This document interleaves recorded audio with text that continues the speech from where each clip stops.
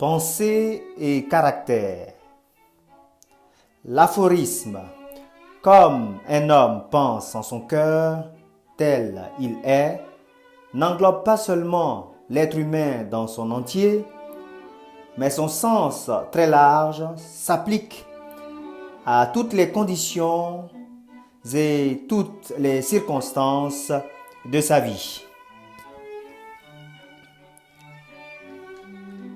Un homme est littéralement le reflet de ce qu'il pense. Son caractère étant la somme de toutes ses pensées. Tout comme une plante sort de la graine, sans laquelle elle ne pourrait exister, nos actions prennent naissance dans les graines secrètes de la pensée et ne pourraient se matérialiser sans ces mêmes graines. Ceci s'applique autant aux actions dites spontanées et non préméditées qu'à celles exécutées de façon délibérée. L'action est la fleur de la pensée. La joie et la souffrance en sont les fruits. Ainsi, l'homme récolte-t-il les fruits doux et amers de ce qu'il a semé. Nous sommes ce que sont nos pensées. Ce que nous devenons, nous l'avons forgé et construit. Lorsque l'esprit de l'homme engendre des pensées mauvaises, la souffrance suit, comme la nuit suit le jour. La joie accompagne, comme son ombre, celui qui persiste à entretenir des pensées pures. L'homme croit sans cesse, c'est la loi. Il ne se crée pas artificiellement et le principe de cause à effet est tout aussi absolu et constant dans le royaume caché des idées que dans le monde matériel et visible. Un caractère noble et à l'image de Dieu n'est pas le fruit du hasard ni de la chance. Il est le résultat naturel d'un effort continu à penser avec droiture. La conséquence d'une longue association à entretenir des pensées divines. Un caractère ignoble et bestial, selon le même principe, se retrouve chez ceux qui nourrissent sans arrêt des pensées viles et basses. L'homme se fait ou se défait par lui-même. Dans l'arsenal de sa pensée, il forge les armes par lesquelles il se détruira. Mais il façonne également les outils avec lesquels il construira pour lui-même les châteaux célestes de la joie, de la force, de la paix. Par un juste choix et une mise en œuvre conforme de ses pensées, l'homme s'élève jusqu'à la perfection divine. Par l'abus et une mauvaise application de ses pensées, il se rabaisse au niveau de la bête et plus bas encore. Entre ces deux extrêmes se trouvent tous les types de caractères dont l'homme est le seul maître et le seul responsable.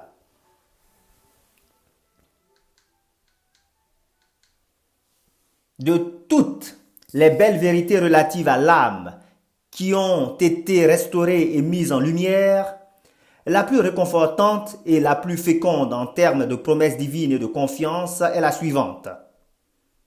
L'homme est le maître de ses pensées. Il pétrit lui-même son caractère, il fabrique et façonne sa vie, son environnement et sa destinée.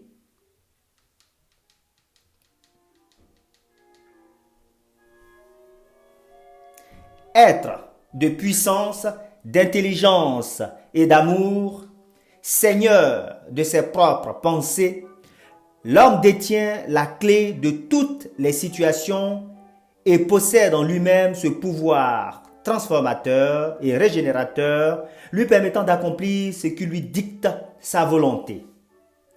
L'homme est toujours le maître, même dans ses pires moments de faiblesse et de solitude. Mais dans sa faiblesse et sa déchéance, il est le maître insensé qui ne sait plus comment diriger son domaine. Lorsqu'il se met à réfléchir à sa condition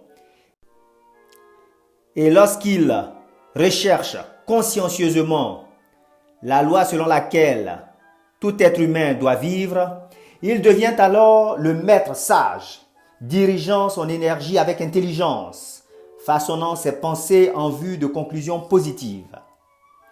Tel est le maître conscient. Et l'homme ne peut le devenir qu'en découvrant en lui-même les lois de la pensée. Cette découverte ne dépend que de l'application, de l'introspection et de l'expérience. C'est par la recherche et la prospection que l'on trouve de l'or et des diamants, et l'homme ne peut découvrir les vérités liées à son être qu'en creusant profondément la mine de son âme. Il pétrit son caractère, il façonne sa vie et il construit sa destinée. Il peut, à condition de ne jamais dévier de la ligne qu'il s'est tracée, contrôler et modifier ses pensées en suivant la trace de leurs conséquences sur lui-même, sur les autres et sur sa vie. Il peut faire les rapports de cause à effet par un entraînement patient et des recherches, et en utilisant chacune de ces expériences, même les moins importantes, chacun des faits de la vie quotidienne, pour acquérir cette connaissance profonde de lui-même qui est en fait la compréhension, la sagesse et la puissance. C'est dans ce sens et dans aucun autre que nous retrouvons la loi absolue selon laquelle celui qui cherche trouve, à celui qui frappe on ouvre. Car c'est par la patience, l'expérience et une sollicitation pressante qu'un homme peut passer la porte du temple de la connaissance.